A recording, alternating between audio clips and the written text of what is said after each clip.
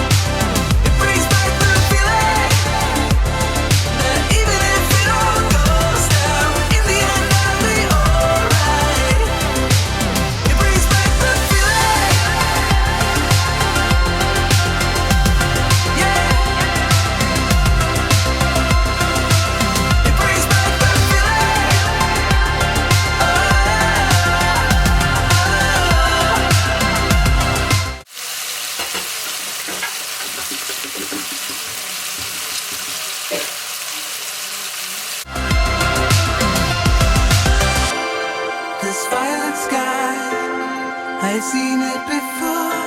It turns truth into lies. Oh, but I won't back down. I must stay on this road. I gotta know what I'm about. It goes up and turns back down. We're all looking for the moment when getting used to not knowing when all the pieces fall in line. Oh, it goes up and turns back down. I keep searching for signs in my dreams back then.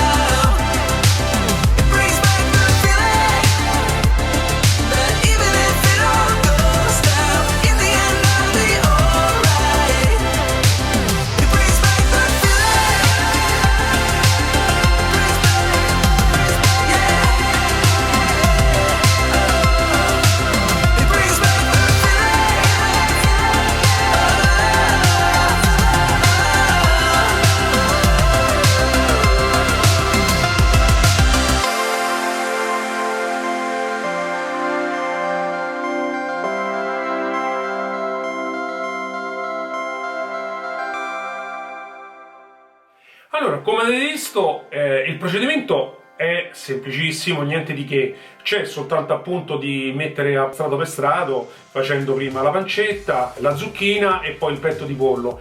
Io l'ho salato e preparato al momento perché ho avuto poco tempo. Io, se posso darvi un consiglio, fatelo magari una mezz'oretta prima, vi preparate tutti quanti i filetti e poi li condite già voi con il sale, il pepe e il timo, così rimangono un pochino più saporiti. Io purtroppo non ho avuto il tempo di farlo precedentemente e quindi l'ho dovuto fare al momento.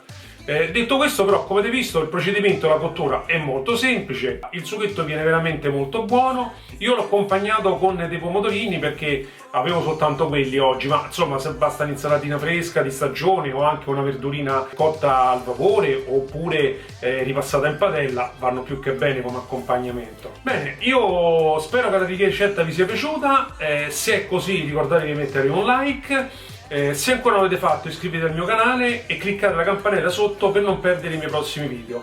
Voglio dire anche un'altra cosa: se mai doveste fare le ricette che io vi propongo, sarebbe gradita se voi mi mandaste le vostre foto, in modo tale che poi io le raccolgo e nel caso ci faccio anche un video. Io vi saluto, vi ringrazio e ci vediamo alla prossima ricetta. Arrivederci a tutti!